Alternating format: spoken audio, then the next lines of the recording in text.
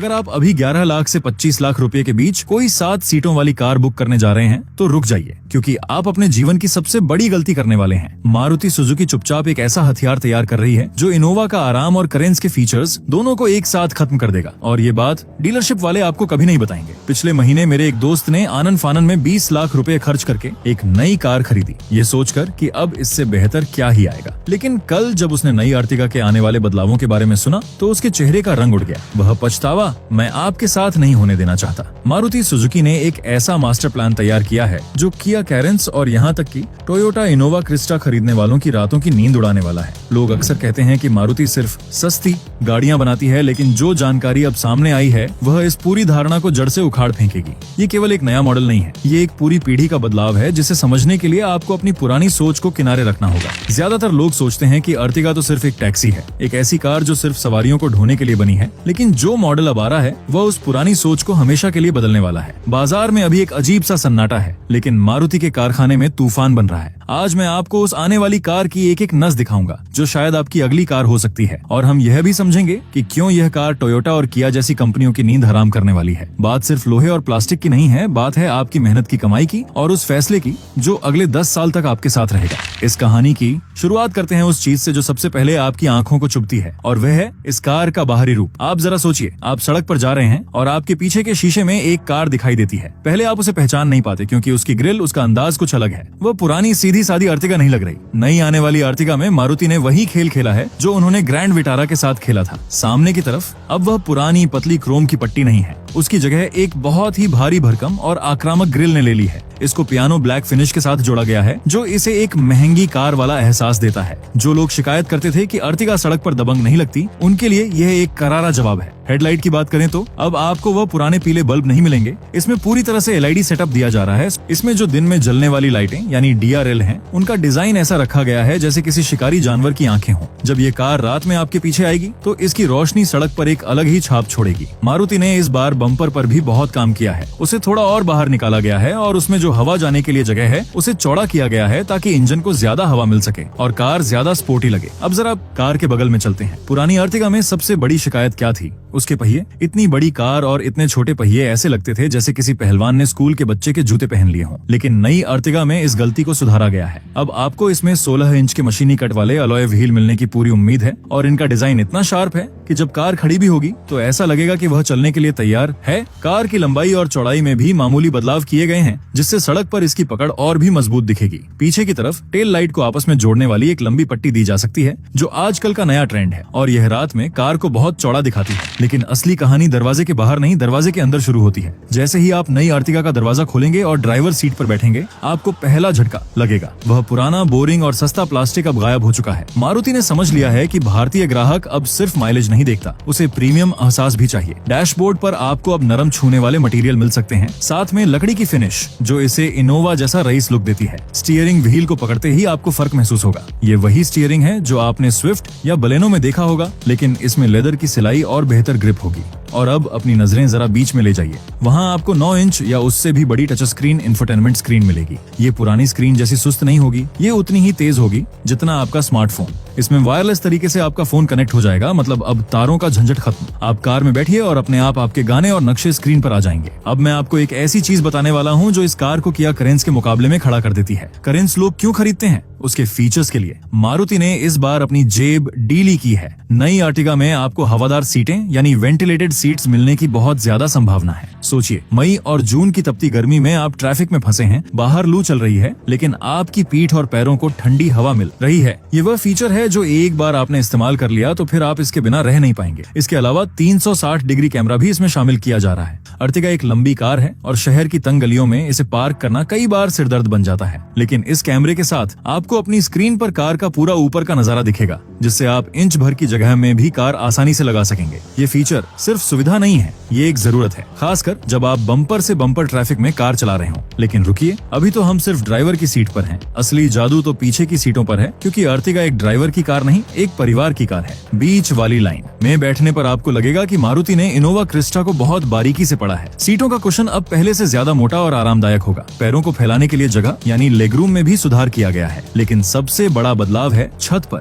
क्या इसमें सनरूफ आएगा? ये एक बहुत बड़ा सवाल है। बाजार की मांग को देखते हुए मारुति एक सामान्य आकार का सनरूफ दे सकती है। पैनोरामिक यानी पूरी छत वाला सनरूफ शायद ना मिले, लेकिन एक छोटा सनरूफ भी केबिन में रोशनी और हवा का एहसास पूरी तरह बदल देता है और बच्चों को यह बहुत पसंद आता है। अब बात करते हैं उस जगह की जो 7 सीटों वाली गाड़ियों की सबसे कमजोर कड़ी होती है, तीसरी लाइन। अक्सर यहाँ सिर्फ सजावट के लिए सीटें दी जाती हैं, जहाँ सिर्फ छोटे बच्चे बैठ सकते हैं। अगर आप किसी वयस्क को वहाँ बिठा दें तो आधे घंटे में उसके घुटने जाम हो जाएंगे। नई अर्टिगा में मारुति ने इस जगह को थोड़ा और इंसानों के लायक बनाने की कोशिश की है। रिक्लाइन एंगल यानी सीट को पीछे झुकाने की क्षमता को सुधारा जा रहा है ताकि आप लंबे सफर पर भी पीछे बैठकर जा सकें। इसके अलावा पीछे वालों के लिए अलग से एसी के वेंट और चार्जिंग सॉकेट तो होंगे ही, ताकि उन्हें यह न लगे कि वे किसी दूसरी दुनिया में बैठे हैं। अब उस मुद्दे पर आते हैं जो मारुति की गाड़ियों की जान होती है, और वह है इसका इंजन। यहाँ मारुति एक बहुत बड़ा खेल खेल सकती है। अभी जो 1500 सीसी का पेट्रोल इंजन आता है वो बहुत भरोसेमंद है, लेकिन अब जमाना हाइब्रिड का है। टोयोटा के साथ अपनी साझेदारी का फायदा उठाते हुए मारुति इसमें स्ट्रॉन्ग हाइब्रिड तकनीक ला सकती है। अगर ऐसा हुआ तो यह गेम चेंजर होगा। जरा सोचिए, एक 7 सीटों वाली भारी भरकम कार जो शहर के ट्रैफिक में 25 से 30 किलोमीटर प्रति लीटर का माइलेज दे रही हो। ये सुनने में किसी सपने जैसा लगता है, लेकिन ग्रैंड विटारा में ये सच हो चुका है और अर्टिगा में भी ये हो सकता है। ये हाइब्रिड सिस्टम काम कैसे करता है? जब आप ट्रैफिक में होते हैं या धीमी गति पर चल रहे होते हैं तो कार पूरी तरह से बैटरी पर चलती है। इंजन बंद रहता है, मतलब पेट्रोल की एक बूंद भी खर्च नहीं होती। जैसे ही आप एक्सीलरेटर दबाते हैं और रफ्तार पकड़ते हैं, पेट्रोल इंजन और इलेक्ट्रिक मोटर दोनों मिलकर काम करते हैं, जिससे आपको एकदम से शक्ति मिलती है। यह तकनीक डीजल इंजन की कमी को पूरी तरह खत्म कर देगी। लोग इनोवा और दूसरी बड़ी गाड़ियां डीजल के लिए लेते थे ताकि खर्चा कम हो, लेकिन अगर पेट्रोल में ही आपको 30 का माइलेज मिल जाए तो फिर डीजल की खटपट और प्रदूषण की क्या जरूरत है? और सीएनजी वालों के लिए तो मारुति किसी वरदान के समान है। नई अर्टिगा में भी कंपनी फिटेड सीएनजी का विकल्प जरूर आएगा, और शायद इसमें वह नया ट्विन सिलेंडर यानी 2 सिलेंडर वाली तकनीक आए जो टाटा ने शुरू की थी। इससे फायदा ये होगा कि सीएनजी टैंक होने के बावजूद आपको पीछे सामान रखने के लिए थोड़ी जगह मिल जाएगी। अभी दिक्कत ये होती है कि सीएनजी टैंक पूरा बूट स्पेस खा जाता है, और अगर 7 लोग जा रहे हैं तो उनका सामान छत पर बांधना पड़ता है। अगर ये समस्या सुलझ गई तो आर्टिगा टैक्सी और निजी इस्तेमाल दोनों के लिए अजय हो जाएगी। अब एक बहुत ही गंभीर विषय पर बात करते हैं जिसे अक्सर मारुति की गाड़ियों में नजरअंदाज किया जाता रहा है, और वह है सुरक्षा। पुराने समय में लोग कहते थे कि मारुति की गाड़ियां टीन के डिब्बे जैसी होती हैं, लेकिन अब सरकार के नियम सख्त हो गए हैं और ग्राहक भी जागरूक हो गया है। नई अर्टिगा में 6 एयरबैग हर मॉडल में, चाहे वह बेस मॉडल हो या टॉप मॉडल, स्टैंडर्ड मिलने की उम्मीद है। इसके अलावा ESP यानी electronic stability programme, hill hold assist जैसे फीचर्स भी होंगे। लेकिन जो सबसे बड़ी खबर उड़ते उड़ते आ रही है वह है ADAS यानी एडवांस्ड ड्राइवर असिस्टेंस सिस्टम की। अगर मारुति ने इसमें ADAS का लेवल 1 या लेवल 2 भी दे दिया तो यह सीधे तौर पर इनोवा हाई क्रॉस और XUV 700 के क्षेत्र में घुसपैठ कर देगी। ADAS में कार अपने आप ब्रेक लगाती है, अगर सामने कोई आ जाए, लाइन से बाहर जाने पर आपको चेतावनी देती है, और क्रूज कंट्रोल में सामने वाली कार के हिसाब से अपनी रफ्तार कम या ज्यादा करती है। लंबी दूरी की यात्राओं के लिए यह फीचर वरदान है। यह न सिर्फ थकान कम करता है बल्कि जान भी बचाता है। हालांकि कीमत को काबू में रखने के लिए हो सकता है कि यह फीचर सिर्फ सबसे ऊपर वाले मॉडल में ही मिले। अब सवाल यह आता है कि यह कार सड़क पर चलेगी कैसे? सस्पेंशन यानी झटकों को सोखने की क्षमता पर भी काम किया जा रहा है। पुरानी अर्टिगा में शिकायत थी कि जब कार पूरी भरी होती थी तो वह पीछे से बहुत ज्यादा दब जाती थी और स्पीड ब्रेकर पर नीचे लग जाती थी। नई चेसिस और बेहतर सस्पेंशन ट्यूनिंग के साथ इस समस्या को दूर किया जा सकता है। कार को थोड़ा सख्त बनाया जाएगा ताकि हाईवे पर तेज रफ्तार में वह डोले नहीं और एक आत्मविश्वास के साथ सड़क पर चिपकी रहे। स्टीयरिंग का फीडबैक भी सुधारा जाएगा ताकि ड्राइवर को पता चले कि टायर ठीक किस दिशा में है, जो कि ड्राइविंग के शौकीनों के लिए एक अच्छी खबर है।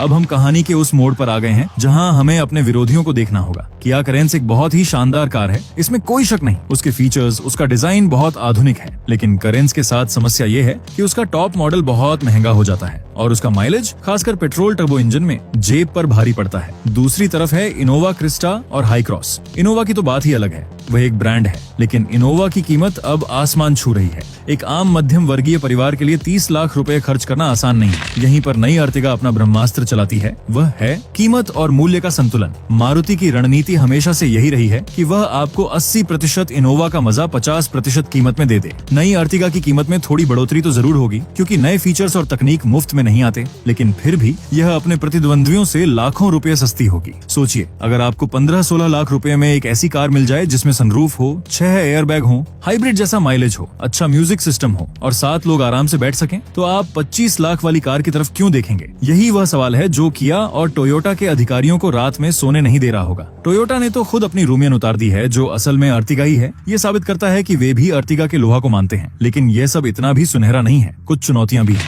मारुति की गाड़ियों में अक्सर देखा गया है कि कुछ समय बाद प्लास्टिक की आवाजें आने लगती हैं। क्या नई अर्टिगा में यह सुधरेगा? दूसरी बात है सर्विस सेंटर की भीड़। मारुति की इतनी गाड़ियां बिकती हैं कि सर्विस सेंटर पर हमेशा मेला लगा रहता है। एक और महत्वपूर्ण पहलू है इंजन की ताकत। जब कार में 7 हट्टे कट्टे लोग बैठे हों और छत पर सामान लदा हो और आपको किसी पहाड़ी रास्ते पर चढ़ना हो, तब क्या हाइब्रिड इंजन या 1500 सीसी का इंजन दम तो नहीं तोड़ेगा? इनोवा के पास यहाँ बड़ा इंजन होने का फायदा है, उसके पास टॉर्क ज्यादा है। अर्टिगा को यहाँ स्मार्ट गियरबॉक्स और हाइब्रिड की इलेक्ट्रिक मोटर की तुरंत मिलने वाली शक्ति पर निर्भर रहना होगा। अगर मारुति ने इस शक्ति के वितरण को सही से ट्यून नहीं किया तो पहाड़ों पर यह कार निराश कर सकती है। इसलिए मैंने शुरुआत में कहा था कि यह कार सिर्फ शहर और हाईवे के लिए बेहतरीन हो सकती है, लेकिन ऑफ रोडिंग या बहुत खड़ी चढ़ाई के लिए आपको टेस्ट ड्राइव लेकर ही फैसला करना चाहिए। अब आप मुझसे पूछेंगे कि यह कार कब आ रही है और क्या आपको इसका इंतजार करना चाहिए, तो असली जवाब ये है, और ये सच जानकर आप हैरान हो जाओगे। मारुति सुजुकी कभी भी अपनी तारीखें पहले से ढिंडोरा पीट कर नहीं बताती, लेकिन जिस तरह से टेस्ट म्यूल यानी परीक्षण वाली गाड़ियां सड़कों पर दिख रही हैं और जिस तरह से बाजार में दबाव बढ़ रहा है, पूरी उम्मीद है कि